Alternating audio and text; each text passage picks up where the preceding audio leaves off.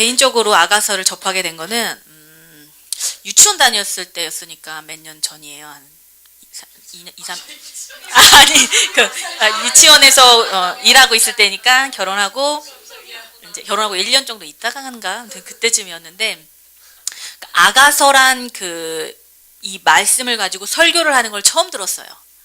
뉴아인에서 어떤 이제 정기구독을 하면 테이프가 하나씩 오거든요. 거기서 이제 어떤 분이 한거를 목사님이 이제 MP3를 만들으셔서 제가 출퇴근할 때 그걸 들었어요. 처음에는 그냥 궁금해서 아가서 도대체 무슨 내용인가 이 노래는 알죠. 나의 사랑하는 자의 목소리 이거는 이제 일반 그냥 이제 기존 교단에서도 많이 불렀던 노래이기 때문에 멜로디도 좋고 이게 아름답잖아요. 그래서 바위 틈은밀한 곳에서 듣기 원하네 이러면서 이제 그 노래 알고 있었었는데 그것만 아가서가 전부인 줄 알았어요 저는. 근데 이제 아가서 그분을 통해 설교를 들으면서 그 바위 틈은 미란 곳이라는 곳이 도대체 어떤 내용인지 알고 나서는 그게 좋은 우리가 이렇게 막 불러야 될 그게 아니구나라는 것도 깨달으면서 이제 새로운 아가서에 대한 진리들이 좀 풀리기 시작했는데 지금 뭐 내용은 잘 생각은 안 나요. 근데 그때 제가 아가서 그 설교를 들으면서 지하철에서 막 울었어요 많이. 그래서 제가 몇 번을 많이 들으면서 그때부터 제가 뭔가 바뀌기 시작했어요. 뭐가 바뀌기 시작했냐면 이제 TV에 나오는 무슨 이야기, 러브 스토리가 가장 많잖아요. 어쨌든 주제가 사랑이라는 주제를 가지고 하는데 그 모든 그 스토리의 사랑 이야기가 다 예수님과 나의 관계로 다 그게 대비가 되는 거예요. 그래서 진짜 아무것도 아닌 세상적인 사랑 이야기인데 혼자서 그 사랑 이야기를 스토리를 생각해보면서 예수님과 나의 관계를 생각하면서 혼자 울고 있는 거예요. 일하면서도 뭐 버스 타고 가면서도 그러면서 그 예수님에 대해 처음 만났을 때 대한 그 첫사랑이 이 아가서를 통해서 저는 되게 많이 회복이 됐어요. 그래서 여러분에게도 그런 일들이 좀 있었으면 좋겠고요. 제가 바뀐 것은 뭐냐면 시각이 바뀌었어요. 예수님에 대한 그때까지는 예수님 하나님에 대한 뭐 아버지, 나의 주인, 왕, 그 정도로 뭐 친구, 많이 성경에 나오는 그런 많은 것들의 그런 시각으로 예수님과 하나님을 바라봤다면 이제는 아주 나의 사랑하는 연인으로서 예수님과 하나님을 바라보게 될 수 있게 된 거예요. 눈이 떠여진 거예요. 이것을 패러다임 시프트라고 해가지고 시각이 전환이 된 거거든요. 이게 이제 제가 여러분에게 아가서 4주간 공부하면서 전해드리고 싶은 것도 이거예요. 신부의 패러다임. 이 신부의 패러다임은 뭐냐면 하나님과 그분의 백성인 우리가 이 관계가 로맨스라는 관계라는 그 렌즈를 통해서 바라보게 되는 거예요. 좀 상상이 되세요? 많이 들어보셔서 아마 이거는 지식적으로 많이 아실 거예요. 진짜 하늘에 되게 위대한 신이 창조주가 우리랑 연인이 된다는 거. 좀 어떻게 보면은 이게 기존 생각에서 보면은 되게 좀 버릇없어 보일 수도 있고, 이게 좀 아닐 수도 있는데 하나님은 마지막 때에 그런 신부의 패러다임을 가지고 하나님과 그렇게 친밀하게 관계하기를 원하는 사람을 찾고 계신다는 거예요. 그래서 제가 그 신부의 패러다임을 설명하기 위해서 계시록 말씀을 잠깐 찾아보겠습니다. 계시록 19장 9절에서 10절까지요.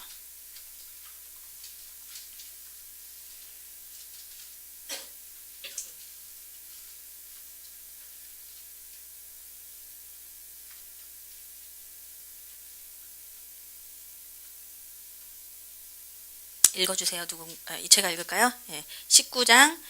계시록 19장 7절에서 10절.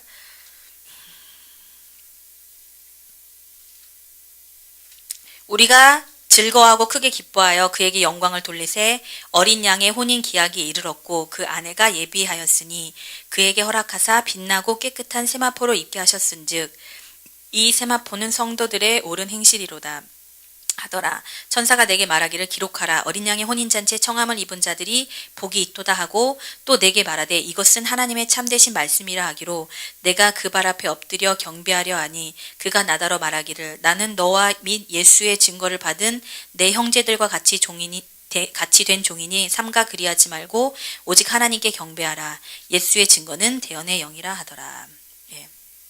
보면 여기에 혼인잔치라는 게 나와요. 인류의 역사 끝에 있는 혼인잔치인데 태초부터 하나님의 목적이 이 아들을 위해 신부를 준비하는 것에 초점이 맞춰져 있다는 것이 이 말씀에 나와 있어요. 근데 우리가 개인적으로도 나의 삶에 이 예수님에 대한 그 예수님이 신랑이시고 내가 신부로 지금 준비되어지고 있는 과정이다라는 신부의 패러다임을 가지고 내 삶을 보기 시작하면 제 삶이 바뀌어요. 근데 제 삶을 뛰어넘어서 우리의 개인적인 삶을 뛰어넘어서 온 우주, 이 역사가 하나님이 태초부터 그렇게 예정하신 하나님의 그 목적, 신부를 준비시키는 목적을 가지고 계셨다라는 거. 그래서 마지막에는 하나님이 결국에 혼인잔치로 끝을 맺으신다라는 그 신부의 패러다임을 역사에도 적용할 수가 있어요. 그러면 우리가 세상을 보는 여러 가지 시각도 많이 바뀌겠죠. 또 한 구절만 찾아볼게요. 계시록 21장 2절에서 3절입니다. 21장 2절에서 3절. 또 내가 봄에 거룩한 성 예루살렘이 하나님께로부터 하늘에서 내려오니 그 예비한 것이 신부가 남편을 위하여 단장한 것 같더라. 내가 들으니 보좌에서 큰 음성이 나서 가로되 보라 하나님의 장막이 사람들과 함께 있음에 하나님이 저희와 함께 거하시리니 저희는 하나님의 백성이 되고 하나님은 친히 저희와 함께 계셔서 이 말씀이 있어요. 그 새 예루살렘에서 비유를 하는데 신부가 남편을 위해서 단장한 것처럼 이렇게 하나님의 소망은 역시 항상 그 자기 아들을 위해 신부를 예비하는 것에 초점을 두고 있어요. 그것이 그 하나님의 역사를 지금까지 이끌어 오신 목적이라고 보는 것이 이 신부의 패러다임이에요. 내 삶뿐만 아니라 이 온 우주의 역사를 통해서 하나님이 정말 사랑에 빠져 있고 그 대상이 바로 나이고 그리고 그 신부가 그 준비되어져 가는 그 과정 가운데 우리가 서 있다라는 거. 그래서 그 관점으로 우리의 모든 삶의 부분에서 적용하기 시작한다면 하나님과의 놀라운 관계가 열리기 시작해요. 아까도 명희 언니가 그런 질문을 했어요. 왜 이게 그 아가서 4장에 나오는 내용이거든요. 이게 5장에 나온 내용이에요. 명희 언니가 저에게 질문한 내용이 왜 떠나가지고 그 오랜 시간 동안 예수님이 그 여인에게 나타나지 않으셨는가? 그 힘든 과정 가운데서도. 네, 그 이유는 뭐냐면, 그 예수님이 그 사랑은 되게 고귀하잖아요. 그쵸? 그리고 예수님의 삶과 비전과 그 자기 자신을 내어드리는 것에 대해서 하나님은 되게 소중하게 생각하고 계세요. 그래서 하나님은 자신의 삶과 축복에만 관심 있는 자들 찾으시는 게 아니고, 하나님을 위해서 진짜로 헌신된 자들, 모든 것을 드리기로 헌신된 자들을 찾고 계시는 거예요. 그래서 예수님은 당신의 계획과 목적과 비전을 나누기를 너무 원하세요. 원하시는데 아무한테나 주는 것이 아니에요. 보면은 그런 말씀 있잖아요. 진주를 돼지 앞에 던지는 거, 그 다음에 거룩한 것을 개들에게 주는 것을 원치 않으신다. 이 말씀이 예수님이 가지고 계신 마음이에요. 너무나 소중하기 때문에 그것을 너무나 소중하게 생각하는 사람들에게 주기 원하는 거예요. 맞죠? 그 밥 사줘도 우리 아버님이 그런 얘기 하시는 밥 사줘도 고마워하지 않는 사람들이 있어요. 배부른 사람들. 그런 사람들 밥을 안 사줘요. 왜? 돈 아까운 거예요. 그렇죠? 그것처럼 우리가 정말 소중하게 생각하는 것이라면 그 상대방도 소중하게 생각할 수 있는지 아닌지를 테스트해보고 예수님이 그걸 주기를 원하시는 거예요. 그래서 하나님은 주님을 찾는 우리의 모습 가운데 성실함과 진지함을 반드시 확인하세요. 그래서 테스트라는 그 과정을 거치세요. 성실함, 진지함. 정말 말로만 하는 것이 아니라 진짜로 얘가 나를 원하는지, 나의 비전과 목적을 나누기에 합당한 사람인지에 대해서 계속 끊임없이 테스트를 하세요. 근데 처음부터 테스트를 하시지는 않아요. 우선 사랑을 주시고 사랑을 경험하게 하신 다음에 그 다음에 그 과정 가운데 이끌어 가셔서 그 사랑의 성숙한 단계까지 예수님께서 우리들을 이끌어 가시는 거예요. 그 요한복음 말씀에 있어요. 요한복음 14장 21절에 나의 계명을 가지고 지키는 자는 진실로 나를 사랑하는 자라. 그리고 누구든지 나를 사랑하는 자는 내 아버지의 사랑을 받을 것이요 그리고 나 역시 그를 사랑할 것이며 그에게 나를 드러낼 것이다. 하나님은 이렇게 자신을 정말로 사랑하는 자들, 그것을 위해서 성실함과 진실함과 그리고 자신의 모든 것을 내어 드릴 그 헌신된 마음이 있는 자들에게 자신의 비밀과 언약을 드러내시는 거예요. 그리고 궁극적으로 자기 자신을 드러내시는 거죠. 여기서 말씀에서 보면 그리고 나 역시 그를 사랑할 것이며 그에게 나를 드러낼 것이다라고 하셨어요. 예. 그래서 하나님 자신을 한꺼번에 확 드러내시는 게 아니라 계속 테스트하시면서 그 사람의 분량만큼 준비된 만큼 하나님이 예수님께서 우리들에게 자기 자신을 드러내시는 거예요. 그래서 아까 그런 영혼의 어두운 밤이 길었던 것은 그런 테스트, 진실함과 성실함을 테스트하는 시기예요. 근데 그 여인이 결국에는 이 아가서에서는 통과를 해요. 그래서 나중에 이 유업을 같이 나누고 사역을 같이 하거든요. 근데 재밌어요. 한번 들어가 보겠습니다. 네. 그리고 우리가 이제 그 아가서를 이제 공부하기 전에 그래서 우리 마음을 좀 점검해 봤으면 좋겠어요. 정말 내가 하나님과 그 사랑으로 연합되어질 그런 마음을 가지고 있는지, 정말 원하는지. 예.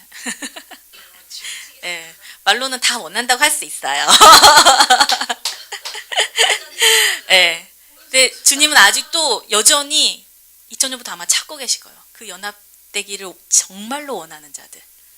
예. 그거 딱 그 말로만 하다가 위기의 순간이 되면 사람들이 바뀝니다, 많이. 예, 알죠?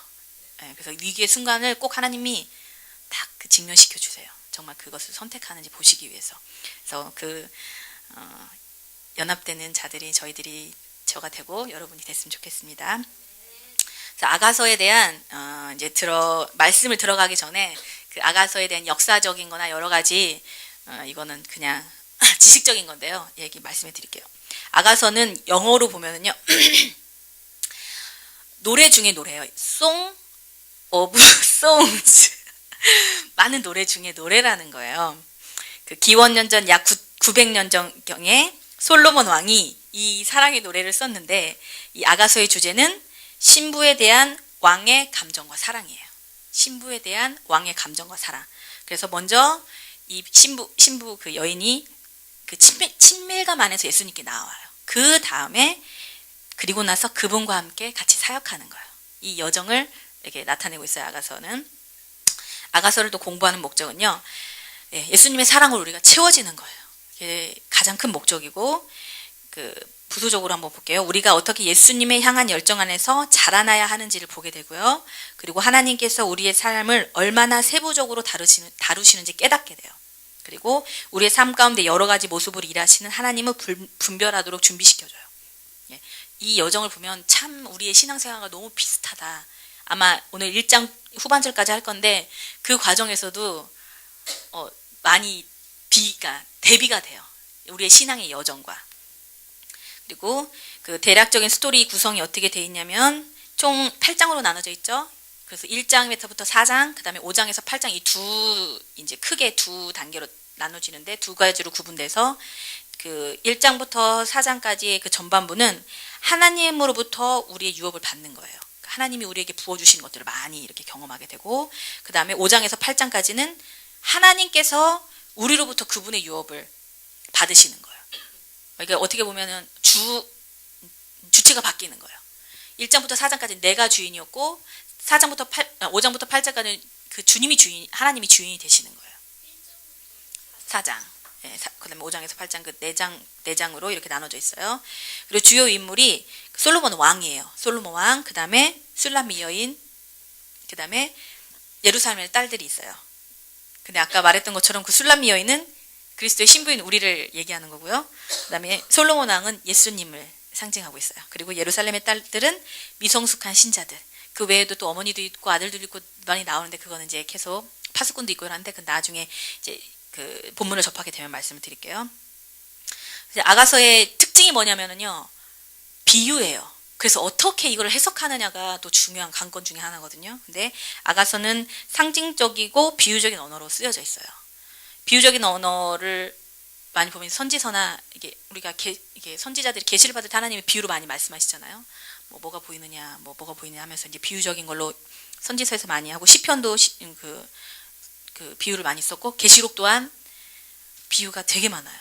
그래서 이 비유를 어떻게 해석하느냐에 따라서 우리의 어떤 이 성경적인 그런 이 가치가 달라질 수 있기 때문에 되게 중요하거든요. 근데 이 아가서에 제가 공부하면서 이 여러 가지 책을 접했을 때 공통된 그것은 성경 안에서 성경을 해석하는 거예요. 뭐 만약에 포도주가 나왔다 그러면 이 포도주가 다른 성경에서 어떻게 사용되어지는지. 그래서 성경 밖에서는 해석을 찾지 않아요. 성경 안에서 그 단어를 성경적으로 해석하는 거. 그래서 영적인 것을 영적으로 분별한다고 고린도전서에 나오잖아요. 그것처럼 그렇게 해석하는 방법을 썼고, 또 예수님도 설교하실 때 비유로 많이 사용하시잖아요. 그래서 이 사실 아가서가 비유의 책이지만 예수님의 설교 방법 중에 하나이기 때문에 우리가 너무 이렇게 겁내하시지 않으셔도 될 것 같아요. 아가서 1장 1절 들어가겠습니다.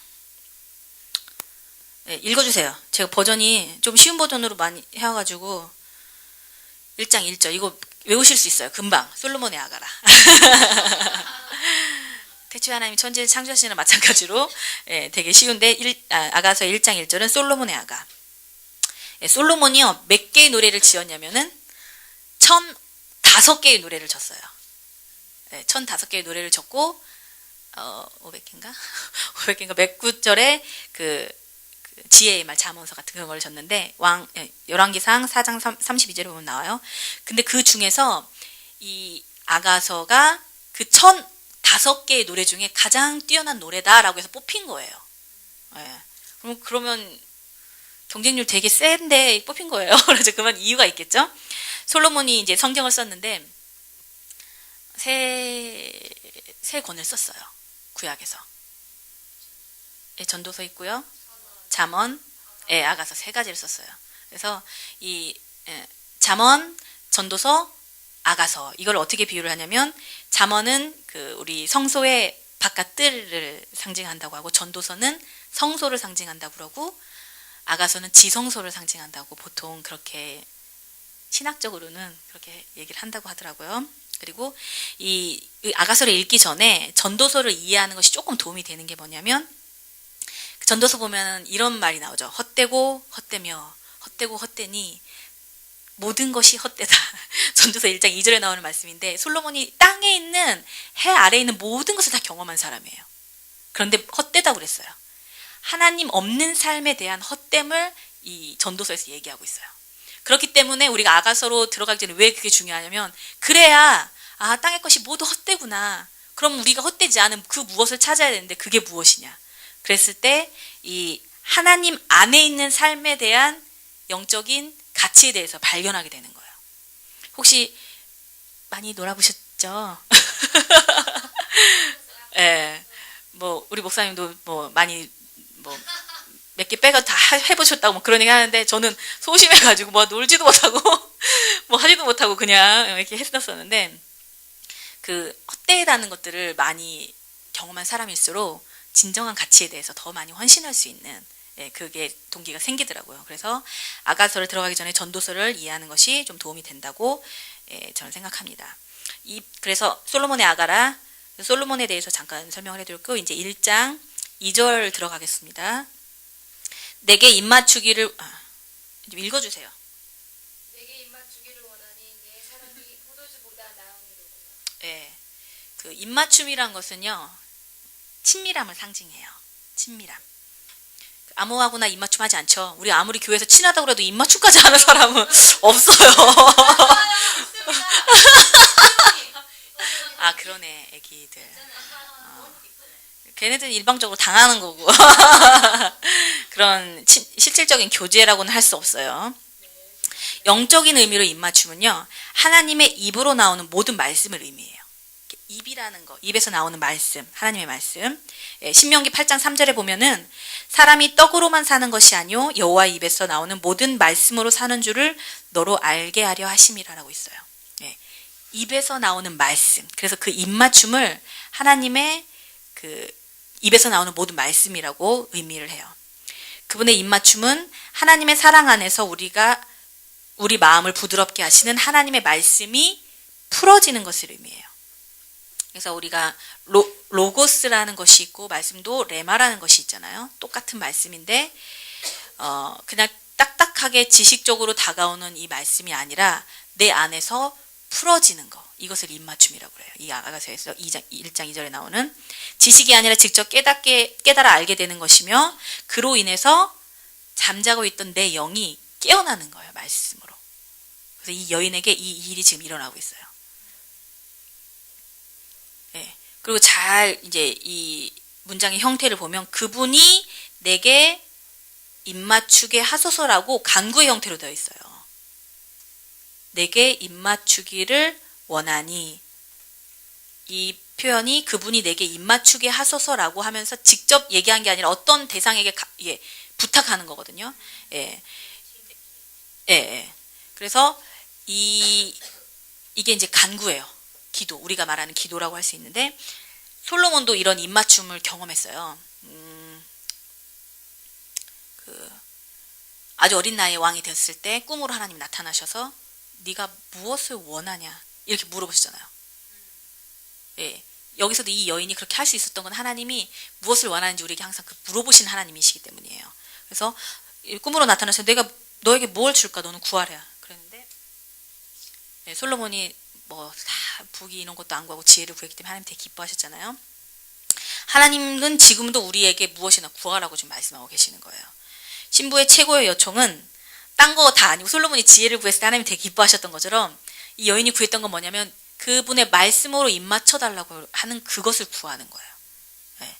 그래서 우리 에베소서 1장 17절 19절에 보면은 지혜와 계시의 영이 임하기를 기도하잖아요. 사도 바울이. 그것처럼 신부가 이 그 대상에게 하나님의 말씀으로 입맞춰 달라고, 그 계시가 나에게 임하게 해달라고, 말씀이 내 안에 직접 풀어지게 해달라고 기도를 하는 거예요. 이런 갈망이 우리 안에 부족하다면 우리는 그 에베소서 1장 17절에서 19절에 그 지혜와 계시형 임하기를 계속 기도를 해야 돼요. 제가 이제 개인적으로 예수님 만나기 전에 한 25년 동안 신앙생활을 해왔거든요. 그 전까지 한 번도 성경을 읽어본 적이 없어요. 일독 이렇게 해서 아니면은 뭐 마태복음 전체를 다 읽는다든지 그런 적이 전혀 없어요. 항상 마태복음 1장, 2장, 3장 한 5장까지 가다가 재미없고 또 창세기 입을 걸고 볼까 하다 창세기 뭐 1장, 2장, 3장 가다가 그만두고 그게 그렇게 힘들더라고요. 그리고 이런 거 다 똑같은 얘기 같은 거예요. 사복음서 보면은 비유가 다 똑같잖아요. 그리고 설교 그 모태에서부터 어머니 뱃속에서 들었으니까 또 얼마나 똑같은 얘기가 반복이 돼요. 그리고 보통 하던 설교 많이 하시잖아요. 구약에서도. 네, 그렇기 때문에 너무 똑같은 얘기 반복이 되니까 뭐 별로 읽어야 될 필요성이나 가치도 떨어졌고 이제 식상하고 지루한 이런 느낌이 되게 많이 있었어요. 근데 제가 예수님을 개인적으로 만나고 나서 그 힘든 로마서를 읽기 시작했어요. 로마서 힘든지도 몰랐는데 아무튼 그 로마서를 읽으면서 말씀이 이제 저에게 직접 다가오기 시작한 거예요. 그러니까 얼마나 이게 재밌는지. 근데 말씀 묵상 이런 걸 한 번도 제가 해본 적이 없거든요. 그걸 뭐 가르쳐 준 사람도 없었어요, 저한테.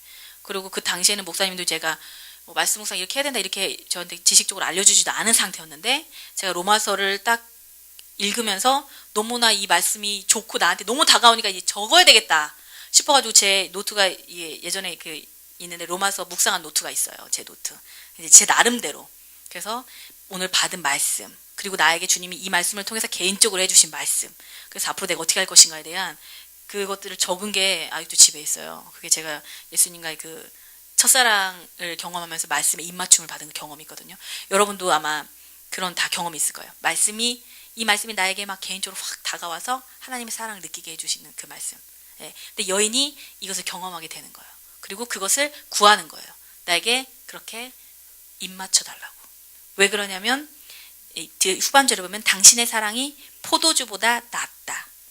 그 말씀을 통해서 계시되어지는 하나님이 있어요. 하나님의 사랑, 느끼는 하나님의 사랑이 세상이 줄 수 있는 어떤 즐거움, 포도주는 세상의 즐거움을 뜻하거든요.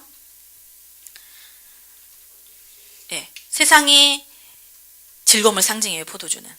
결혼식 때도 이스라엘에서 포도주를 가지고 손님들을 접대를 하잖아요. 네, 그것처럼 세상의 즐거움보다 당신의 말씀 안에 있는 그 풀어지는 그 계시로 인해서 풀어지는 사랑이 세상의 어떤 즐거움보다 좋다라고 얘기하는 거예요. 이 여인이.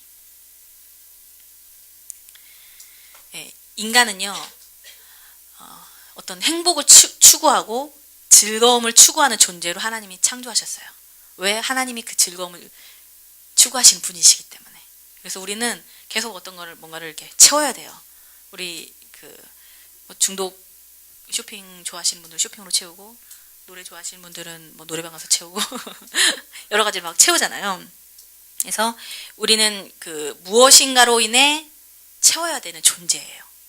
그리고 항상 행복과 즐거움을 추구하는 존재로 우리 하나님이 지으셨어요.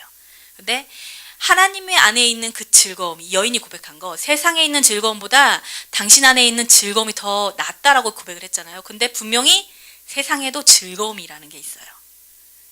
죄에도 즐거움이 있어요. 맞죠? 네. 그래서 이 죄 안에 있는 즐거움을 맛보면서 세상 가운데 있는 것은 사단이 원하는 거죠. 그렇죠? 하나님은 그걸 원하지 않으세요.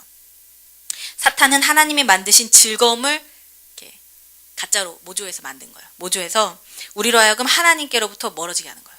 근데 죄는 어떠냐면 즉각적인 즐거움을 줘요. 즉각적인 즐거움. 그래서 딱 하면은 반응이 그냥 몸에 바로바로 오게끔. 근데 하나님의 사랑은 그렇게 우리 내면에 깊이 들어와서 이 젖어들기까지 시간이 많이 걸리잖아요. 그래서 이게 사단이 속일 수 있는 그게 즉각적인 즐거움이 있다는 거예요.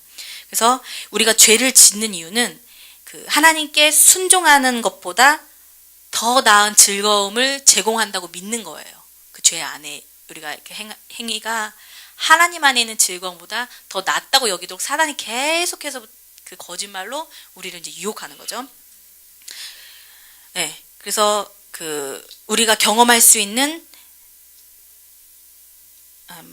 말씀은 한 구절 볼게요. 에베소서 4장 22절을 보면 너희는 유혹의 욕심을 따라 썩어져가는 옛 사람을 버리고 라고 말씀하고 있어요. 그리고 히브리서 3장 13절에 너희 중에 누구든지 죄의 유혹으로 완고하게 되지 않도록 하라. 예, 죄의 유혹이라는 게 있어요. 예, 근데 그 죄의 유혹에서 어떻게 우리가 벗어날 수 있는가? 이렇게 이 여인처럼 어떻게 하면 하나님의 사랑이 포도주보다 낫다고 이렇게 고백하면서 그분 앞에 나아갈 수 있는지에 대해서 같이 한번 알아보겠습니다. 사실은 우리가 경험할 수 있는 최상의 즐거움은 하나님 안에 있는 즐거움이에요. 여러분도 그 즐거움을 맛봤기 때문에 지금 세상에 좋은 시스템이 많이 있지만 여기 지하에 와 있는 거 아니겠어요? 그렇죠? 예. 근데 예수님으로부터 나오는 그분의 말씀을 갈망하고 순종함으로 주어지는 즐거움은 세상의 것과는 비교할 수 없다. 영적인 즐거움이 최상의 즐거움이라면 죄는 값싼 즐거움 이렇게 표현을 하면 좋을 것 같아요. 값싼 즐거움. 주님의 즐거움은 고귀한 즐거움이고 죄의 즐거움은 값싼 즐거움. 그래서 우리가 하나님 안에 있는 그 최상의 즐거움을 발견하지 못한다면 우리는 그냥 값싼 즐거움에 빠져서 살아가는 존재가 되는 거예요. 사단이 그렇게 계속 유혹을 하고 있고. 근데 예수님을 마지막 때에 하나님이 이러한 하나님의 사랑에서 나오는 그 즐거움을 풀어주시는 이유가 있어요. 마지막 때가 되면 세상의 그 타락에 대한 죄에 대한 유혹의 그 즐거움이 극도로 악해질 거예요. 그렇죠? 악함에서 나오는 그 에너지가 있어요. 근데 최상의 즐거움 우리가 경험하지 못하면 그 세상에서 나온 악의 즐거움을 저항할 힘이 없는 거예요. 그래서 제가 보기에 하나님의 마지막 때에는 하나님 안에 있는 그 즐거움을 엄청나게 지금 풀어주고 계시는 시기라고 저는 생각을 해요. 네, 그래서 예배하는 즐거움, 기도하는 즐거움, 헌신하는 즐거움, 순종하는 즐거움 이런 것들이 뭐 힘들고 뭔가 뭐 십자가를 지고 십자가를 지고 이게 아니라 정말 즐거워서 정말 그것이 즐거워서 따르게끔 하나님이 지금은 그것들을 많이 풀어주신다는 거예요. 이 여인에게 그것을 이제 풀어주셔서 이 여인이 알게 된 거예요. 여러분도 이 과정이 다 있었을 거예요. 하나님 딱 만났을 때 그 즐거움. 그래서 막 다 끊고 좋아하는 술도 끊고 친구들하고 노는 것도 끊고 예전엔 그 너무 힘들었어요. 친구들 주일날 되면 교회 앞으로 친구들이 다 왔어요. 예배만 끝나기를 딱 10시 예배하면은 12시 반 정도 되면 친구들이 이제 교회 앞에서 기다리고 있는 거예요. 그럼 예배만 끝나면 난 친구들하고 가는 거예요. 예배는 어쩔 수 없이 들어야 되니까. 근데 수요일 같은 저녁 예배는 참석 안 해도 되잖아요. 그래서 안 해도 되니까 근데 가긴 가야 되겠고. 그런데 뭐 친구가 놀자고 그러면 고민되는 거예요. 미치겠네. 가긴 가야 되는데 놀고는 싶고. 이 세상 즐거움 내가 하나님의 즐거움을 경험하지 못했을 때는 이 세상 즐거움 때문에 항상 이게 율법의 그것 때문에 확 빠지지도 못하고 계속 그런 삶을 살았거든요, 제가. 근데 이제 하나님의 어떤 이런 즐거움을 경험하고 나니까 다른 것들은 싫더라고요. 제가 제일 좋아하는 게 TV였거든요. 그 TV에 아마 빨리 들어가신다고 생각, 그 안에 들어가신다고 집중력, 고도의 집중력, 밤도 샐 수 있어요. 그랬는데 하나님 만나고 나서 그 즐거움이 싹 사라지더라고요. 시간이 너무 아까운 거예요. 말씀 봐야, 그 말씀 안에 말씀 있는 즐거움, 하나님과 교제하는 즐거움, 그냥 퇴근하고 나서 사람 다 가기를 기다렸다 교회를 다시 9시쯤에 가요. 그래서 막 혼자 기도하면서 그 주님의 주시는 그 말씀들, 그 주님이 주시는 어떤 평안들, 사랑들을 그걸 맛보느라고 막 정신 없었어요. 네, 이렇게 하나님의 사랑 안에 있는 그 즐거움이 세상의 즐거움을 끊게 하더라고요. 네. TV 우리가 참 많이 끊기 힘든 게 TV나 뭐 또 뭐 있나요? 많죠? 네. 근데 이 여인의 고백처럼 우리들이 세상에 있는 즐거움보다 당신의 사랑이 더 낫다라고 이 고백하는 시절이 아마 이제 생각이 나실 거예요. 예. 그리고 또 이제 우리가 하나님의 속성을 한 가지 또 알아야 되는 게 있는데요. 아까 죄에 대해서 계속 얘기하고 있는데 죄를 끊을 수 있는 게요. 두 가지 방법이 있어요. 아까 우리가 말했던 최상의 방법은 하나님의 그 사랑을 받는 거예요. 사랑 안에서 그 즐거움으로 인해서 죄를 끊는 게 있고, 하나 이제 구약 시대부터 하나님이 쓰신 방법 중에 하나는 뭐냐면 두려움이에요. 죄의 형벌, 죄에 따른 그 대가에 대한 두려움 때문에 죄가 끊어지기도 해요. 아이들한테는 여기 방법이 조금 통합니다. 예. 근데 이게 온전하지는 못해. 그 두려움으로 된다는 것이. 그래서 그 즉각적인 죄의 즐거움을 경험하려는 그 즐거움에 대한 욕구가 있잖아요. 근데 이 처벌에 대한 두려움이 클까요? 아니면 즉각적인 그 즐거움을 찾으려는 욕구가 더 클까요? 네, 즐거움이 커요. 왜냐면 또 그 죄를 피하기 위해서 또 우리는 거짓말이라는 것을 사용할 수가 있어요. 그래서 이스라엘 백성들도 하나님이 구약에서 그런 방법으로 사용하셨어요. 두려움이라는 처벌과 형벌이라는 방법으로. 그런데 이스라엘 백성이 궁극적으로 변화되지 않았어요. 학창시절에 이런 거 많이 경험하셨을 거예요.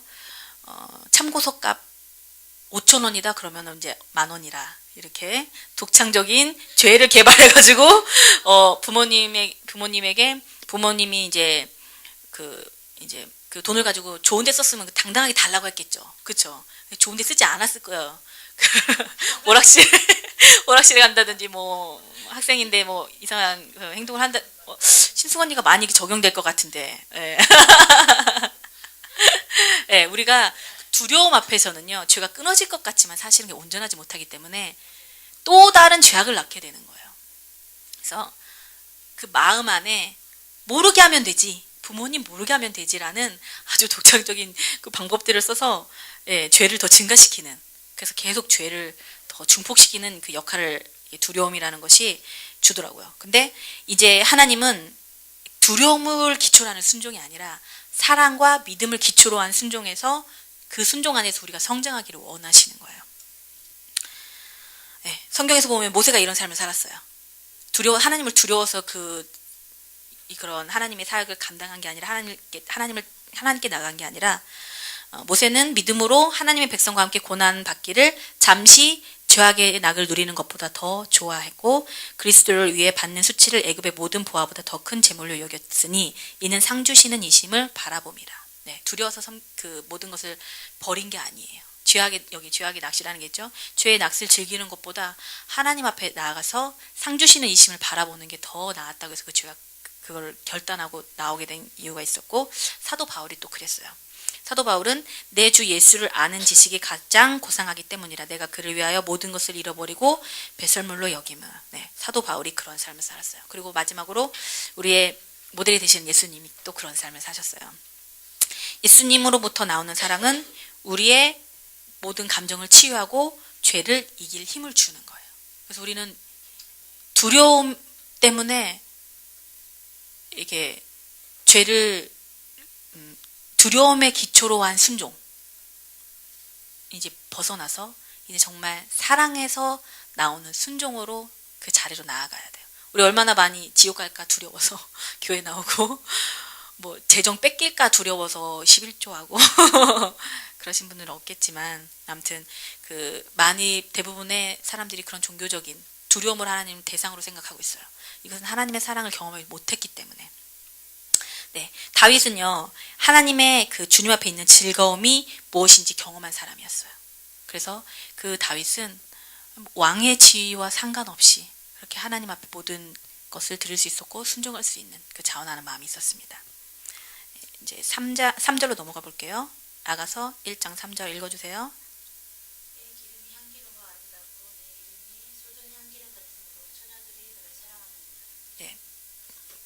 기름과 또 이름이 향기롭다 나오죠. 내 기름이 향기롭고 이름이 향기름 같음으로 처녀들이 너를 사랑하는구나. 예, 이것은 예수님의 인격과 이름에 대한 표현인데 향기라는 것은 그 사람의 인격과 그 성품에서 나오는 향기예요. 우리를 성경에서 보면 예수 그리스도의 향기다라고 표현하는 구절이 있어요. 고린도서 2장 14절에서 15절에서 보면 항상 우리를 그리스도 안에서 이기게 하시고 우리로 말미암아 각처에서 그리스도를 아는 냄새를 나타나게 하신 하나님께 감사하노라. 우리는 구원받는 자들에게나 망하는 자들에게나 하나님 앞에서 그리스도의 향기니 라는 표현 구절에서 보듯이 향기는요 우리 어떤 인격적인 부분을 상징해요. 인격적인 부분. 꽃은 향기를 내잖아요. 꽃이 있을 때 향기가 나요. 근데 꽃이 지면은 열매를 맺게 되죠. 그 열매에 성령의 열매라는 것이 있는데 그 9가지 성령의 열매. 이것이 우리의 인격을 상징해요. 근데 이 예수님 안에 있는 그 인격의 향기를 여인이 맛본 거예요. 그렇죠? 그래서 그 예수님의 인격이 너무나 아름다운 거예요. 너무나 향기로워서 처녀들이 너를 사랑한다라고 표현하고 있어요. 그래서 어떻게 이 예수님은 향기로운 인격을 가지게 되셨는가? 그래서 예수님의 삶을 한번 조금 볼게요. 빌립보서 2장 6절에서 11절에 보면은 이런 말씀이 있어요. 이거 찾아볼게요. 빌립보서 2장 6절에서 11절.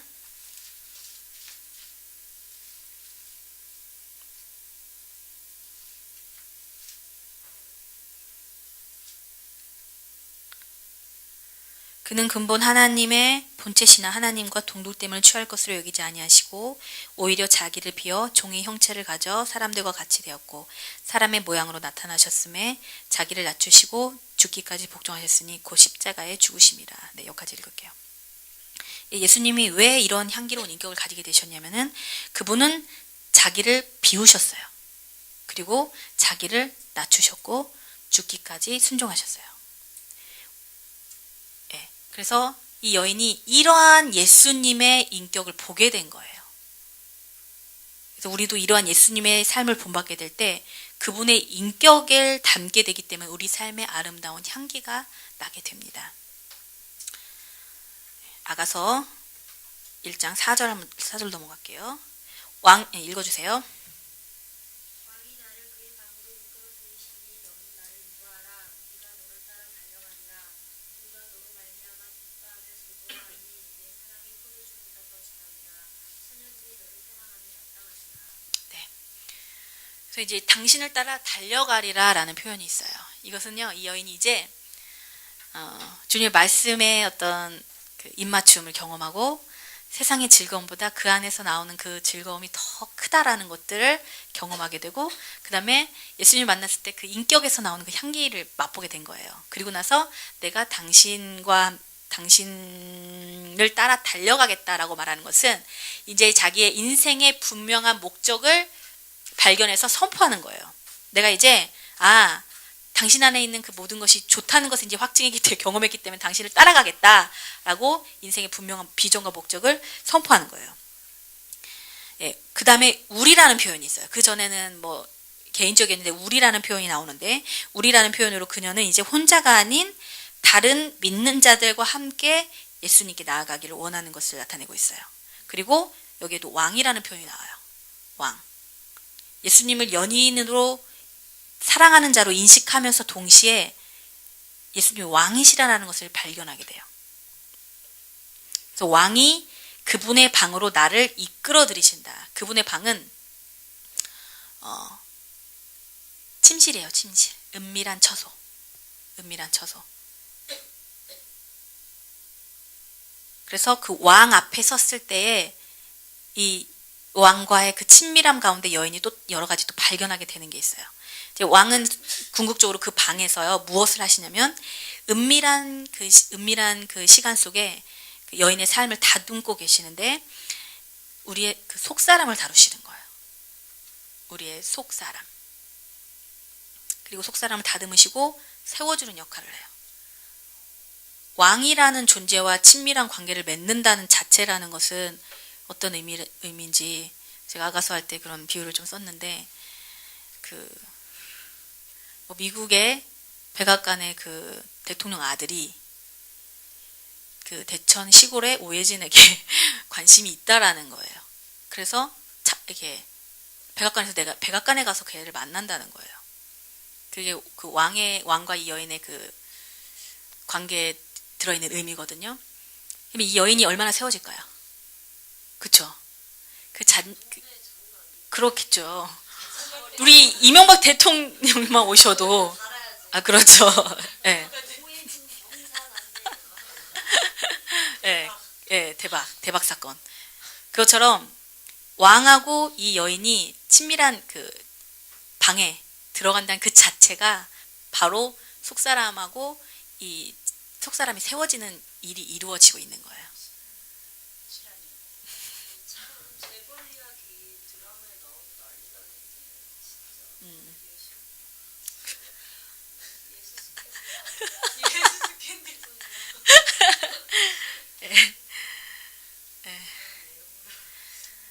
우리가 너를 따라 달려가리라. 우리가 너를 인하여 기뻐하며 즐거워하니 내 사랑이 포도주에서 지남이다. 처녀들이 너를 사랑함이 마땅하니라. 네, 다시 한번 포도주의 그를 비유하면서 당신의 사랑이 포도주보다 낫다는 것을 다시 한번 여인이 고백을 하죠. 네, 그 다음에 넘어갈게요. 그 다음에 5절인가요? 네, 읽어주세요. 비록 내 살결은 검지만 나는 사랑스럽답니다. 예루살렘의 딸들이여 비록 내가 계단의 장말처럼 검다 해도 솔로몬의 휘장처럼 아름답습니다. 네, 이제 왕과 이제 교제를 하게 된 거예요. 그래서 이 속사람이 세워지면서 어떤 일이 일어나냐면 진짜로 자기의 정체성을 이제 발견하게 되는 시기예요. 이 5절은. 그래서 아가서 1장 5절은 1장에서 가장 중요한 구절이라고도 또 볼 수가 있어요. 네. 여인이 왕의 침실에서 왕과 함께 거하면서 발견하게 되는 거예요. 제가 미국 갔을 때 경험했던 거랑 되게 비슷한 것 같아요. 미국 가서 어떤 호텔에 어떤 대학교에 들어갔는데 대학교에 호텔이 있었어요. 호텔에 화장실에 들어갔어요. 그 자려고 들어가서 물어보니까 거기는 학교 학생들 예약 아니면 안 되고 비용도 비싸고 방도 또 없었어요. 그래서 근데 호텔이 너무 좋은 거예요. 그래서 이제 거기서 이제 이따가 화장실 가고 싶어서 화장실에 갔는데 그 화장실에 앉아서 볼일을 보면서 참 제 자신이 비참해지더라고요. 화장실 자체가 되게 고품격이었어요. 벽지부터 시작해서 모든 하나하나 이런 액세서리나 이런 것들이 되게 품격이 그러니까 이 사람들은 화장실조차도 이렇게 품격 있게 하는구나. 동시에 어떤 게 느껴지냐면 내 자신이 되게 비참하게 느껴지면서 다른 한편으로 내가 이런 것들 누릴 자격이 있는 사람인데 나도 이 두 가지 마음이 들었어요. 예, 그래가지고 이제 비유는 조금 그런데요. 아무튼 이 여인이 왕과 교제하면서 그 왕궁에서 생활하게 되면서 느끼게 되는 거예요. 자신의 초라함. 그렇지만 동시에 또 자신의 그 정말의 정체성을 또 발견하게 되는 거예요. 그래서 검지만 아름답다라는 표현으로 이 여인이 자기 정체성을 묘사를 해요. 그래서 계달의 장막과 또 솔로몬의 휘장으로도 비유를 하잖아요. 계달의 장막은 야생 염소의 가죽으로 만들어진 어두운 장막이에요. 이거는 이제 육신의 어둠을 뜻해요. 그리고 솔로몬의 휘장은 성전의 거룩한 곳에 있는 흰색 커튼. 이거는 제사장들밖에 못 봐요. 밖에 사람들은 못 봐요. 이거는 내면의 순결함을 뜻해요. 예수님이 우리를 보시는 시선이에요. 우리가 이제 예수님 안에서 놀라운 어떤 즐거움과 사랑을 발견하고 예수님께 나아갔어요. 나아갔는데 이 여인이 직면한 것처럼 우리가 나의 죄성을 보게 되는 거예요. 이 처절함을 보게 되는 거예요. 근데 예수님 왜 이런 것들을 허락하실까요? 왜 죄성을 볼 수 있도록 허락하실까? 우리는요, 우리의 그 죄스러움을 많이 보면 볼수록 사랑스러워져 간다는 것을 아는 것이 영적 성장에 되게 중요한 거예요. 우리의 죄스러움을 많이 보면 볼수록 우리 자신이 더 예수님에게는 사랑스러워져 간다는 거.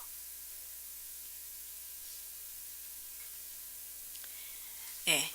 여인은 자신이 검다는 것을 보는 동시에 자신이 아름답다는 것도 발견하게 됩니다. 예, 십자가의 도 우리 초반에 많이 들으셨죠? 십자가의 도. 십자가의 도의 설교에서 보면은 우리는 죄를 지어서 죄인이 아니라 죄인이기 때문에 죄를 짓는다라는 표현이 나오잖아요. 예, 그래서 이 여인이 보게 되는 것은 죄성이에요. 본인 안에 있는 그 계달의 장막과 같은 육신의 어두움, 자기가 육신을 입고 있기 때문에 육신의 어두움을 보게 되는 거예요. 예. 로마서에도 이런 계시가 많이 나오는데 로마서 1장에서 이제 4장까지는 죄에 대해서 다루고 있어요. 죄라는 그 자체. 너 이거 뭐 1장에 보면 뭐 많이 나오잖아요.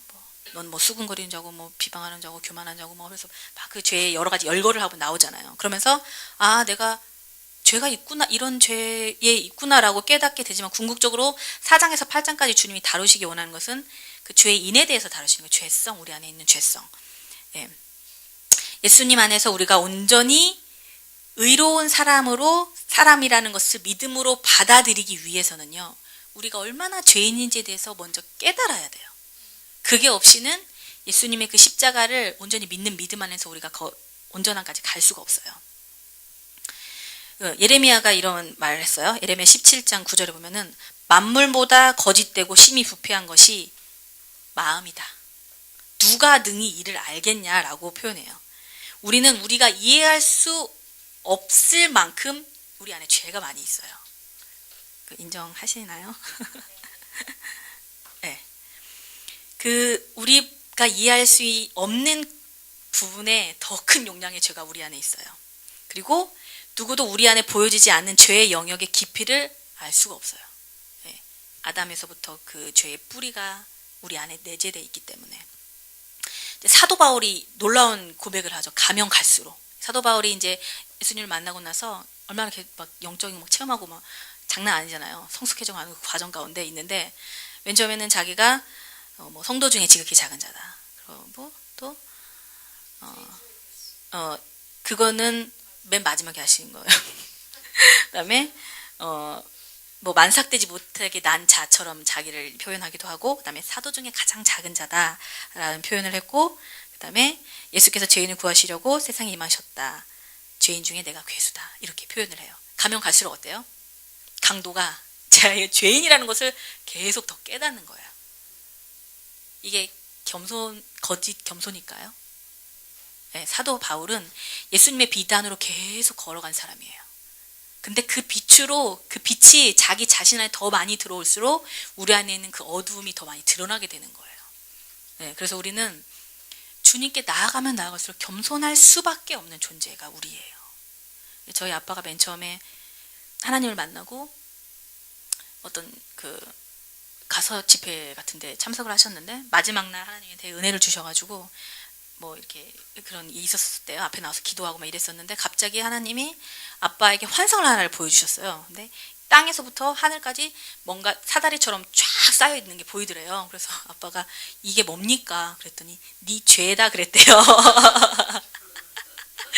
그래가지고 우리 아빠가 그때부터 통곡을 하면서 막 울기 시작한 거예요. 막 울어. 이제 사람들은 이제 하나둘 다 떠나고 이제 그 집회는 끝났어요. 근데 아빠 혼자 막 거기서 막 울고 있는 거예요. 목사님 오셔가지고 그만하라고 됐다고. 그래도 아빠는 아니라고. 난 죄가 너무 많다. 그래서 아빠 이 죄인인 거를 그때 이제 되게 확실하게 깨달았어요. 그러면서 뭐가 달라지셨냐면은 겸손해지셨어요. 남을 정죄하거나 판단하거나 하지 않으세요. 그리고 뭐 잘못하거나 싸우거나 다툴 일이 있어도 당신이 먼저 미안하다고 얘기하시고 자녀들한테도 그런 일들이 있더라고요. 그래서 예수님의 그 빛이 우리 안에 들어오면은 우린 어둠을 발견하게 되는 거예요. 예. 그래서 사도 바울처럼 그 예수님의 빛 안에 우리가 계속 걸어가야 돼요. 그러면 그럴수록 더 어두운 것을 보게 되겠죠. 근데 이거는 진짜 쉬운 일은 아니에요. 괴로워요. 본질상 우리는 아담이 숨었잖아요. 죄를 짓고 불순종하고 따먹지 말라는 거 따먹고 나서 숨어서 나뭇잎으로 자기 몸을 가리잖아요. 그렇죠? 우리는 끊임없이 가리고 싶어하는 그 죄에 대해서 인정하지 않고 변명과 어떤 여러 가지 종교적인 것들로 계속 숨고 들어가려는 그 본성이 또 우리 안에 있는데, 우리가 영적으로 계속 성장해 나아가려면요, 예, 좀 솔직한 정직한 영이 임해야 돼요. 그래서 내가 죄인이구나 라는 것을 하나님 안에서 비춤을 받아야 돼요. 우리는 여기서 이제 죄에 대해서 많이 나눴는데, 여인이 본 것은 검다는 것만 본 게 아니에요. 어둡다는 것만 본 게 아니라 그 안에 너무나 이렇게 우리 죄성을 처절하게 보면서 동시에 여인이 본 것은 아름답다라는 자신을 보게 되는 거예요. 우리는 때로는요, 그 죄의 그 무게 아주 파묻혀 버려요. 맞죠? 그래서 주님 앞에 나올 때 항상 이 죄인된 마음으로 나오기가 너무나 쉬워요. 맞죠? 네, 우리 한솔이도 있지만 우리 가서 기도할 때 막 통곡하고 막 울고 막 이러기만 했지 웃는 기쁨으로 주 앞에 나아간 적이 없다. 근데 저게 보통 우리의 일반적인 기독교 신앙생활 하시는 분들의 모든 모습일 거예요. 근데 우리가 이 여인의 고백을 통해서 볼 수 있는, 받아들여야 되는 것은 뭐냐면, 배워야 될 것은 뭐냐면, 이 검다는 것을 보는 동시에 우리 아름답다라는 걸 볼 수 있는 눈이 동시에 열려져야 된다는 거예요. 땡큐. 지나치게 회개를 강조하는, 물론 이 양극단이 있어요. 너무 하나님 좋으시기 때문에 난 하나님 앞에 아름답다 이렇게 하면서 자기의 죄를 이렇게 막 이렇게 술렁술렁 넘어가면 안 되지만, 또 하나의 또 문제점은 뭐냐면 너무나 자신의 죄성에만 집중을 해서 지나친 회개, 지나친 막 이렇게 하면은 또 하나님의 마음과는 또 너무 멀어지게 되는 거예요. 근데 왜 우리가 이 연약함 가운데서도 육신의 죄성이 우리가 알지 못하는 정도로 많은 이 가운데서 하나님이 우리를 아름답게 보실까? 그 이유가 무엇일까를 한번 나눠보겠습니다. 첫 번째로는 다 아는 것이겠지만 예수 그리스도예요. 우리는 예수 그리스도를 말미암아 의의 선물을 받았어요. 우리가 한 행위 때문이 아니라 예수님이 하신 것 때문에 죄인이 하나님의 눈에 아름답게 보이는 거예요. 로마서 3장 23절에서 24절 읽어보겠습니다. 모든 사람이 죄를 범하였음에 하나님의 영광에 이르지 못하더니 그리스도 예수 안에 있는 구속으로 말미암아 하나님의 은혜로 값없이 의롭다 하심을 얻은 자 되었느니라. 모든 사람이 죄를 범해서 하나님의 영광에 이르지 못한다고 했는데, 예수님의 구속으로 말미암아 우리가 의롭다함을 얻었다는 거예요. 즉 아름답게 됐다는 거예요. 우리는 그걸 알아야 돼요. 하나님이 우리의 행위를 보시는 게 아니라 예수님을 통해서 우리를 보시기 때문에 우리는 하나님 앞에 아름답다라는 거. 로마서 3장 28절 또 한번 읽어볼게요. 그러므로 사람이 의롭다 하심을 얻는 것은 율법의 행위에 있지 않고 믿음으로 되는 줄 우리가 인정하노라. 이 말씀을 붙들고 있어야 돼요. 때로는 죄가 다가왔을 때, 죄가 다가오는 게 아니죠. 죄를 졌을 때 우리는 그 죄의 늪에 빠져버릴 수가 있어요. 내가 이제 죄를 졌구나. 난 죄인이다라는 그 죄의 그거에 빠져버릴 수가 있는데, 동시에 예수님이 행하신 것, 내가 행한 것이 아니라 예수님이 행하신 것 안에 우리가 믿음으로 연합돼야 될 필요가 있는 거예요. 우리는 죄 중에라도 예수님 안에서 완전 의롭고 아름답다는 믿음으로 주님 앞에 나아가야 합니다. 그래서 주님이 우리를 아름답게 보시는 첫 번째 이유예요. 첫 번째 이유는 예수님이에요. 예수님이 행하신 십자가이기 때문에. 두 번째, 그다음에 우리에게 자원하는 심령이 있어요. 우리가 예수님을 영접했을 때요, 성령님이 우리 안에 오세요. 근데 성령님은 자원하는 영이세요. 우리 안에 하나님을 찾게끔 하시는 영이세요. 근데 그 영이 우리 안에 있다는 거예요. 그래서 이 예수님 안에서 새롭게 태어난 우리는 성령님 안에서 하나님의 뜻에 따르고자 하는 그 마음이 있어요. 그래서 하나님이 그 마음을 보시기 때문에 우리를 기뻐하신다는 거예요. 그리고 세 번째 이유는 하나님의 본질적인 성품이에요. 이게 아름답다라는 기준은요, 다 틀려요. 맞죠? 우리 뭐 은혜 빨간 옷을 보고 오늘 막 다 아름답다고 칭찬했잖아요.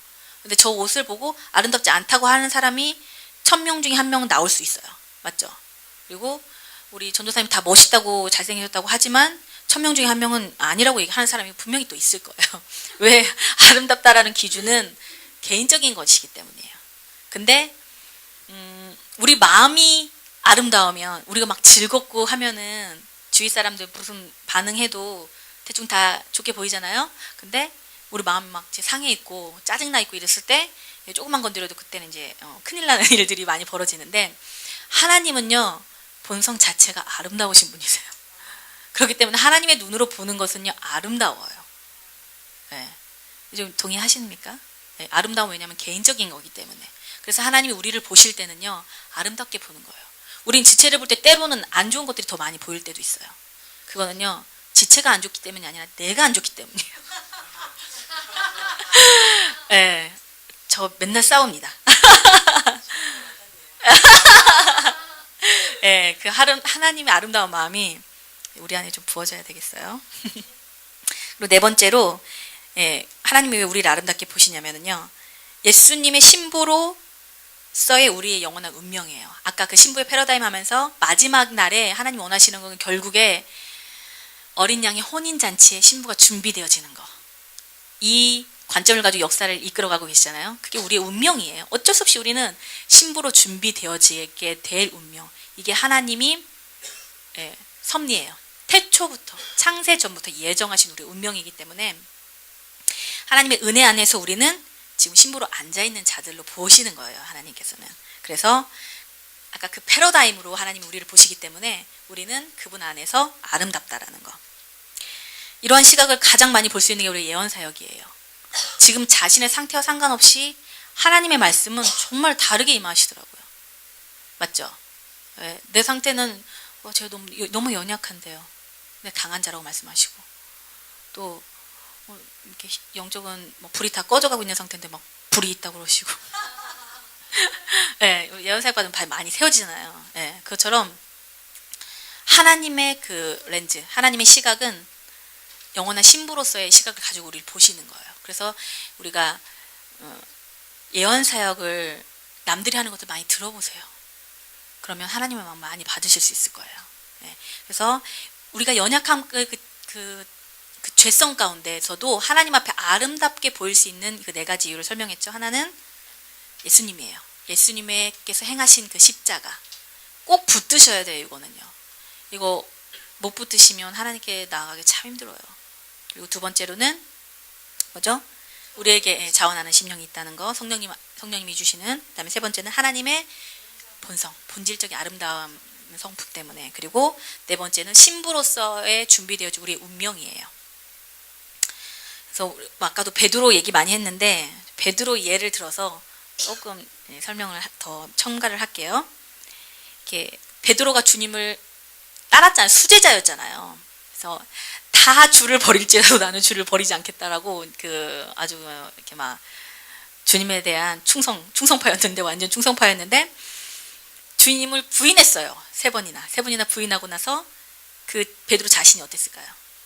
그리고 이제 예수님과 눈이 딱 세 번째 부인하는 순간 예수님과 눈이 마주쳤다는 성경 구절이 있잖아요. 그때 예수님께 그 가졌을 미안함, 그리고 자신이 느꼈을 그 실패감 진짜 컸을 것 같아요. 좀 여러분 이렇게 사시면서 그런 실패감 많이 느껴보신 적이 있으세요? 내가 이렇게 예수님의 사랑을 많이 경험했는데 내가 이런 죄를 졌나? 내가 이런 상황에서 이렇게 예수님을 부인할 수 있나? 이렇게 작은 죄가 나를 넘어지게 할 수 있나라는 어떤 그런 상황들이 되게 많이 들어와요. 저는 더 그랬거든요. 제가 하나님을 딱 만났을 때 저는 이 세상 모든 사람들보다 하나님 나를 더 사랑한다고 생각하고 있었어요. 이제 좀 착각이긴 좀 했었는데 그렇게 느껴졌었어요. 그래가지고 항상 그 하나님 사랑에 충만했었었는데 나도 죄를 짓더라고요. 근데 이게 주님 앞에 나가기가 너무 진짜 미칠 것 같이 주님 앞에 죄송스러운 거예요. 내가 이렇게 사랑을 받았는데 죄를 짓나. 알고 봤더니 저는 이제 사랑도 많이 받아야 되는 존재더라고요. 여전히. 아무튼 그랬어요. 그것처럼 이제 베드로가 느꼈을 그 좌절감, 좀 진짜 마음에 와닿아요. 베드로는 3번 부인하고, 그리고 예수님이 십자가에 들어가셨잖아요. 그러면서 예수님이 부활했다는 소식을 들었어요. 마리아를 통해서. 무덤이 비었다. 그래서 요한하고 베드로가 막 달려가서 보잖아요. 딱 봤어요. 근데 베드로가 어떻게 했냐면 고기 잡으러 갔어요. 이제 부활했으니까 예수님이 만나게 될 수도 있잖아요. 그렇죠? 그런데 고기 잡으러 갔어요. 왜? 예수님을 만날 때 예수님을 볼 면목이 없는 거죠. 이해 가시죠, 그 부분은? 면목이 없는 거예요, 베드로는. 그래서 예수님에 대한 그 자신의 신실성을 지키지 못했기 때문에 그 예수님께 너무나 자기는 실망을 드렸다. 그래서 예수님을 만날 수 없다. 이렇게 해서 결론을 내리고 이제 고기 잡으러 간 거예요. 많은 사람들이 이래요. 주님 앞에 이게 넘어졌을 때 주님 앞에 가기보다는 이제 주님 앞에 돌아서 버리는 그것을 위해서 많이 선택을 많이 하기도 했는데, 하나님을 사랑하고 하나님의 사랑을 경험하고 그다음에 하나님 안에서 높은 부르심을 가진 사람일수록 이런 상황 가운데 더 많이 놓이게 된다는 거예요. 솔직히 하나님 사랑 경험하지 못했고 뭐 우리가 높은 부르심 감도 가지고 있지 않다면은 뭐 이런 좌절감이나 실패감이 그렇게 크지 않을 수도 있어요. 근데 하나님을 사랑하고 그리고 또 하나님을 더 사랑하기 원하고 그 안에서 높은 부르심을 가지고 있는 사람들은 이 좌절감이 너무나 커요. 예수님을 실망시켜 드렸다는 그 좌절감. 예. 그래서 우리는 그냥 포기해버리고 싶은 이 거룩한 삶을 추구하는 것을 잘하다가도 한 번 실패하면 그게 엄청난 그 좌절감과 정죄감으로 다가오거든요.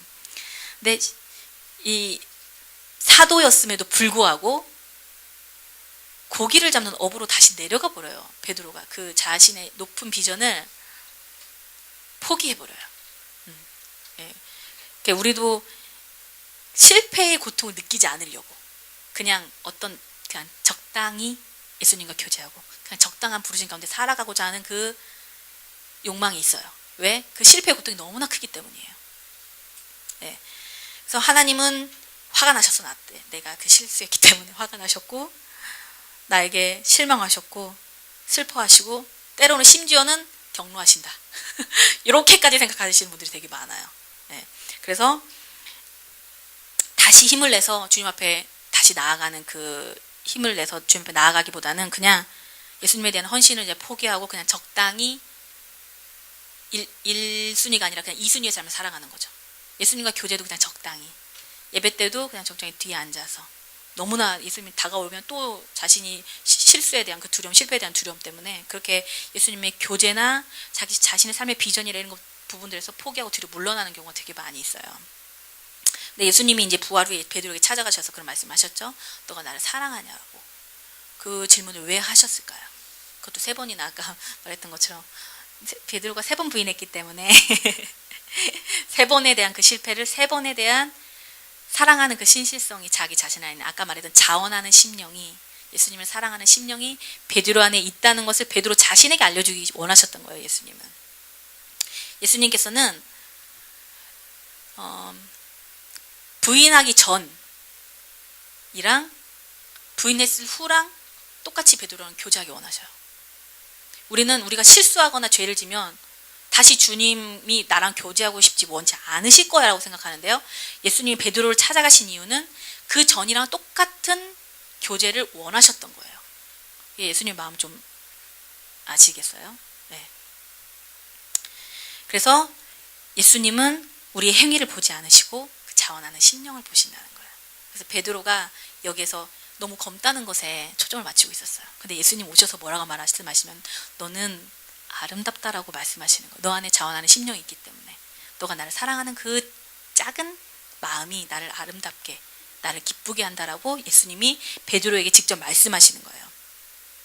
예, 많은 사람들이 신실하게 회개하지만 또 주님 앞에 깨끗하게 서기까지 부족하잖아요. 솔직히 우리는 과정이기 때문에, 성장하는 과정이기 때문에. 그래서 그 앞에 나아가서 담대하게 서서 주님께 나아가지 못한 경우가 되게 많아요. 근데 이 여인의 고백처럼 나는 검지만 동시에 그 아름답다라는 그 2가지의 양면성에 대한 정체성을 확실하게 오늘 이 시간에 했으면 좋겠어요. 이러한 이제 영적 위기가 되게 많이 다가올 거예요. 이 여인한테는 첫 번째 위기였어요. 예수님 만나서 너무 좋기만 했는데 이제 죄가 이제 드러나기 시작하면서 영적 위기가 왔어요. 근데 여인은 동시에 아름답다는 것을 발견하면서 주님 앞으로 더 나아가게 됩니다. 그 다음에 6절 볼게요. 읽어주세요. 내가 햇빛에 쓰여서 겉모습을 말지라도 흘겨보지 말 것은 내 어머니 아들들이 나에게 노하여 포도원 지기를 삼았습니다. 나의 포도원을 내가 지키지 못하였구나. 네. 이제 이 여인이 이제 예수님과의 그 사랑 교제 가운데 들어가서 자신의 정체성을 좀 발견하게 됐어요. 아, 진짜 내가 이렇게 검지만 아름답고, 그 전에 경험했던 것은 예수님의 그 사랑 안에 있는 그 즐거움, 세상의 즐거움보다 더한 즐거움. 그래서 그분 안에 그 사랑 가운데 안식을 누리고 있다가 이제 여인에게 어떤 일이 있다면 이제 어머니 아들들이 노했대요. 나에게 노하여 포도원 지기로 삼았다. 그래서 나의 포도원은 지키지 못했다라고 이게 고백을 하고 있어요. 어머니는요, 이 성경에서 교회를 상징해요. 그리고 많은 영적인 자녀들이 교회 안에서 태어나잖아요. 예, 그래서 어머니는 교회를 상징하고, 아들들은요, 이 어머니의 똑같은 어머니에서 나오는 자녀들인데 영적으로 둔감한 리더들이에요. 둔감, 민감하지 못한 영적으로 둔한 리더들이에요.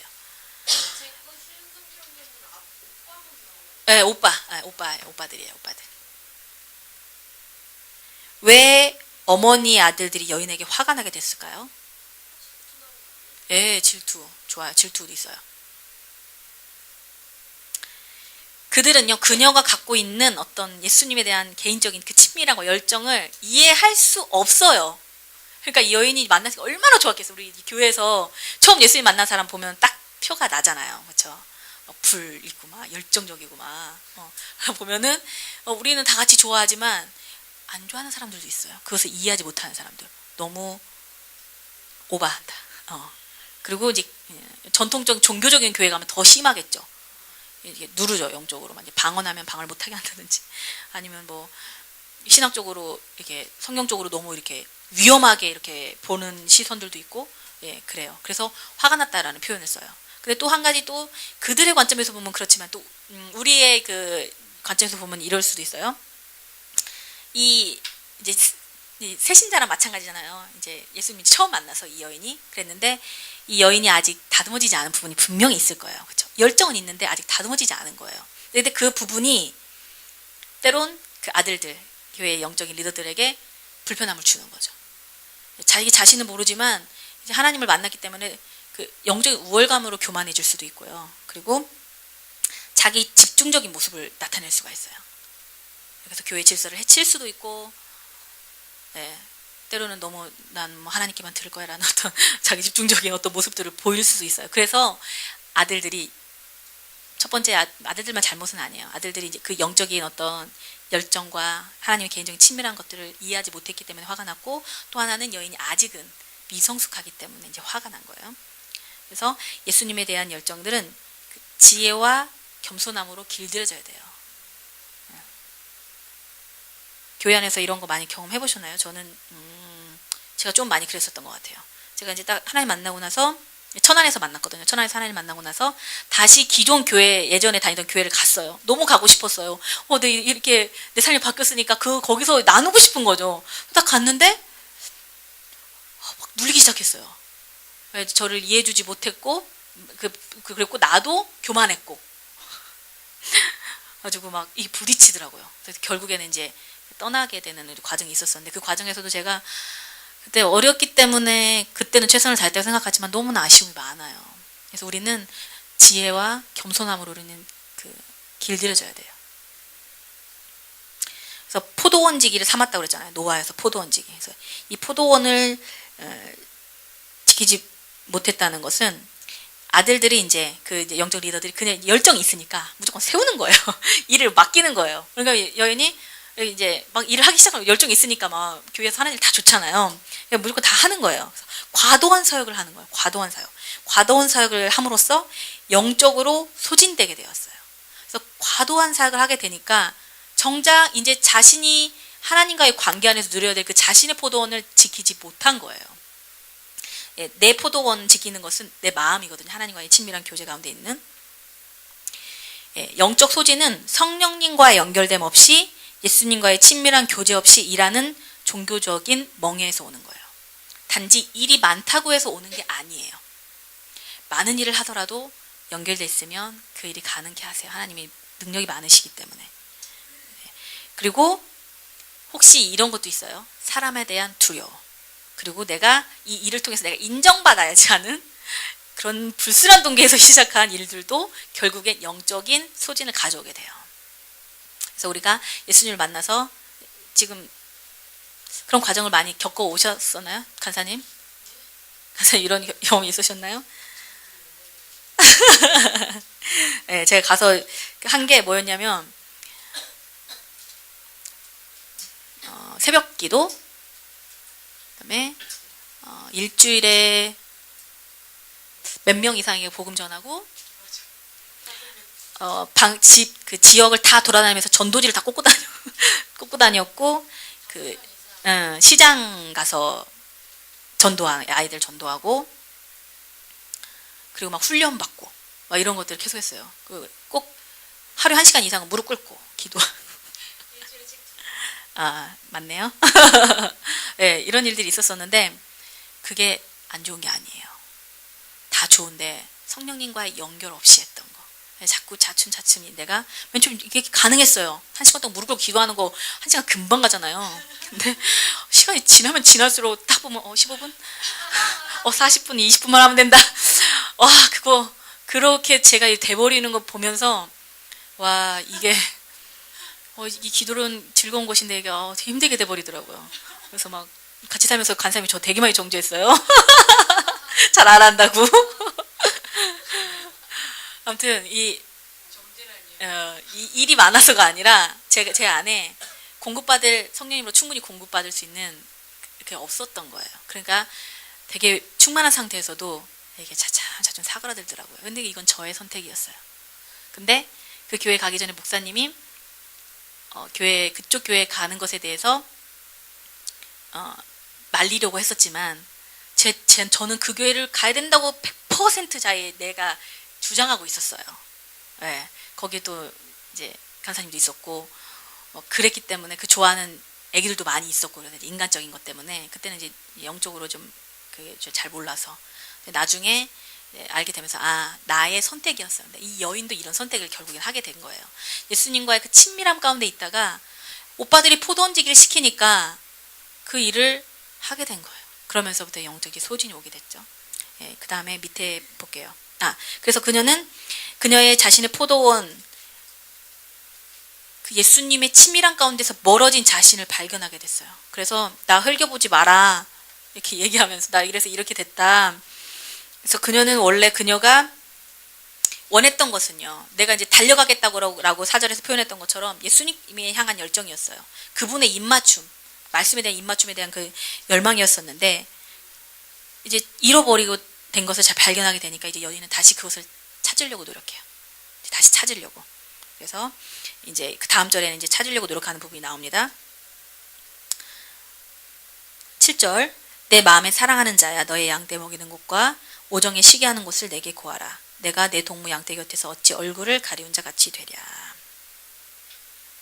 이 여인의 강구예요. 그래서 내 마음으로 사랑하는 예수님. 지금은 마음은 멀어져 있어요. 행위는 자기가 잘못된 결정을 했기 때문에 예수님과의 그 친밀한 장소에서 멀어졌지만 여전히 내 마음으로 사랑하는 예수님. 그러면서 당신의 양떼 먹이는 곳과 오종에 쉬게 하는 곳을 나에게 알려달라. 그럼 내가 거기로 가겠다라는 거예요. 그래서 내가 내 동무 양떼 곁에서 어찌 얼굴을 가리운 자 같이 되랴.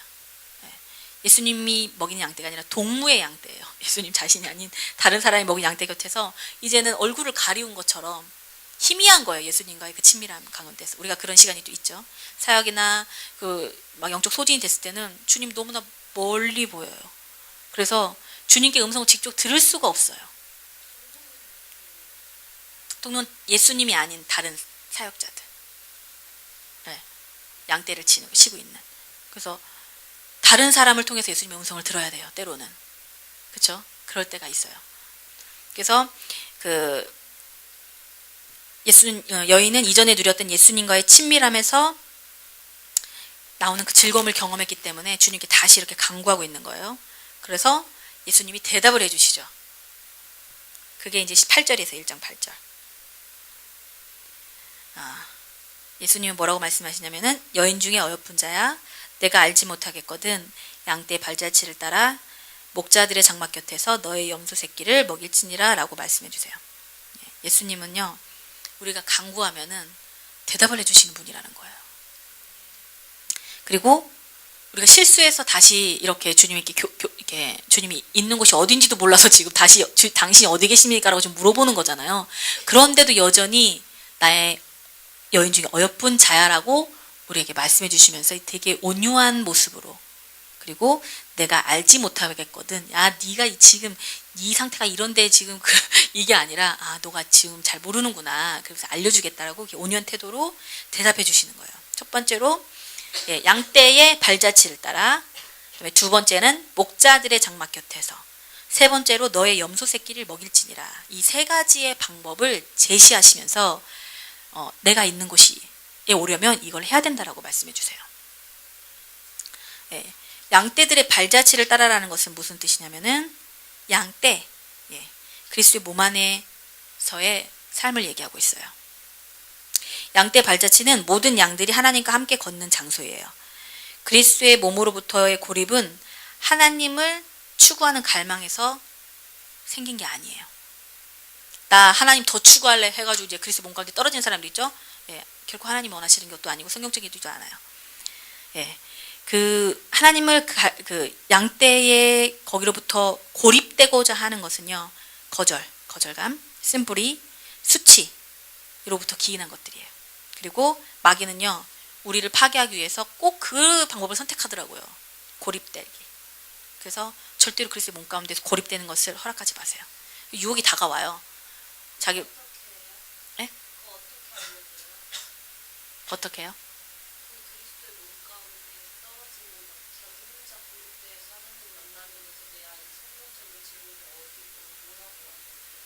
이 구절을 알려주면 돼요. 이 구절을.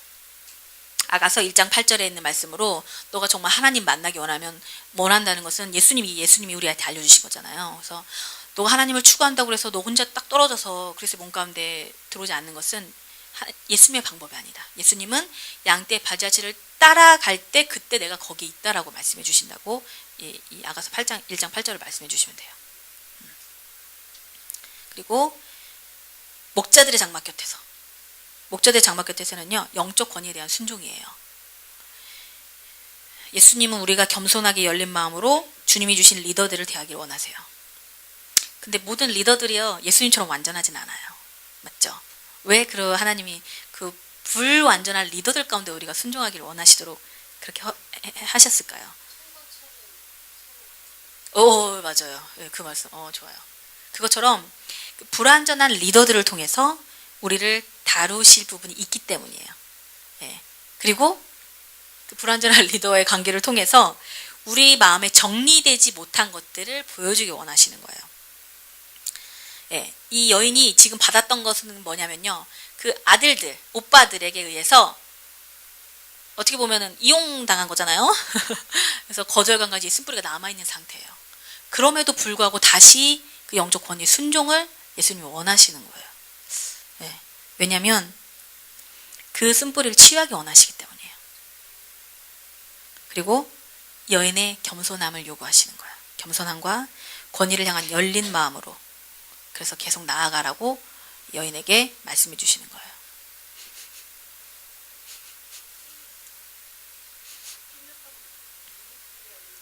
그리고 세 번째로 너의 염소 새끼를 먹이라는 말씀이 나오죠. 이거는 주님이 주신 책임을 다하는 거예요. 이거는 나태함을 거절하는 것입니다. 때로는 이게 교회에서 영적 소진이 됐을 때 나 몰라 하고서 예배 참석 안 하고 성경도 안 읽고 청년부 모임 다 안 나오고 그리고 내가 해야 될 책임 다 하지 않고 그렇게 있을 때가 있어요. 근데 하나님 그걸 원치 않으세요. 우리가 예수님의 그 염소 새끼를 먹이기 원하시는데 염소 새끼는 뭐냐면요. 특징이 있어요. 고집이 세다는 거예요. 고집이 센 어린 영혼들을 의미해요.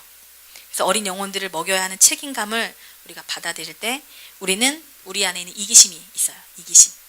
나만 막 하고 싶어져 하는 그 이기심과 그다음에 그 두려움. 어떤 책임감을 다 해야 되는 그 두려움이 있는데 그 두려움을 극복하기 원하시는 거예요. 우리가 다른 이들을 섬기는 가운데 그분 자신을 더 많이 우리에게 나타내 보이세요. 그래서 우리가 예수님과 멀어졌을 때 어떻게 해야 되는가에 대한 대답을 3가지로 예수님이 말씀해 주고 계세요. 그리스도의 몸 가운데 헌신하는 거, 그 다음에 영적 권위 순종하는 거, 그 다음에 영적 나태함을 거절하고 하나님 주신 책임감, 어린 영혼들을 섬기는 것을 지속적으로 하라는 거. 이 3가지. 이 3가지를 통해서 예수님이 그 안에서 자기 자신을 많이 계시해 주시면서 다듬어 가시는 거예요. 상처받은 마음을 치유하기 원하시는 거예요. 네. 그래서 이 여인이 이거구나 하고서 거기를 갔겠죠.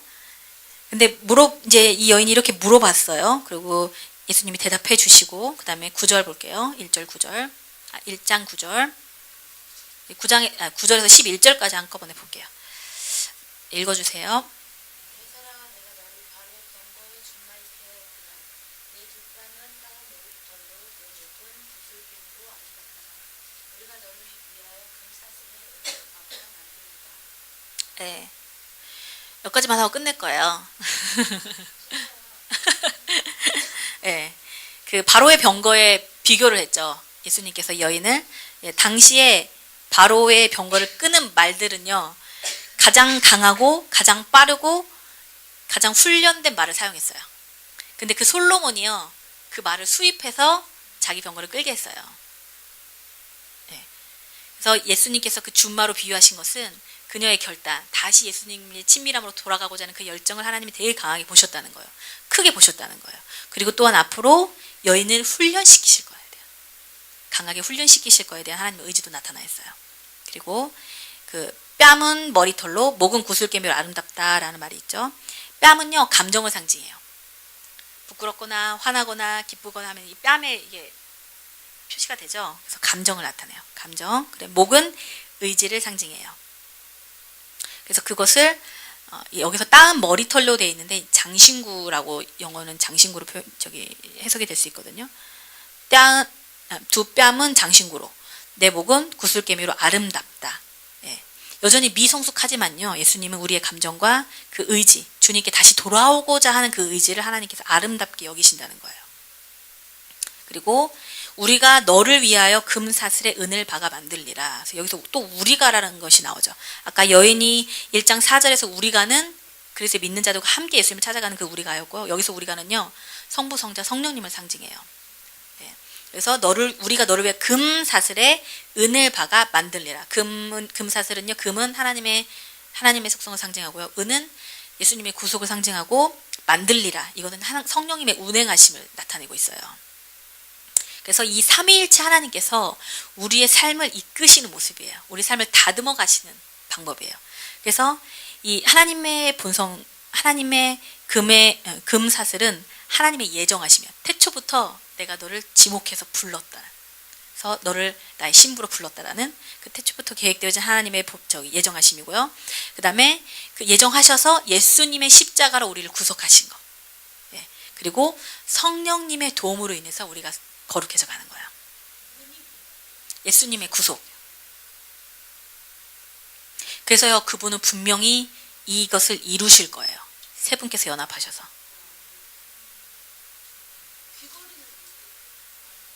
어디요? 거기는 귀걸이로 해석돼 있나?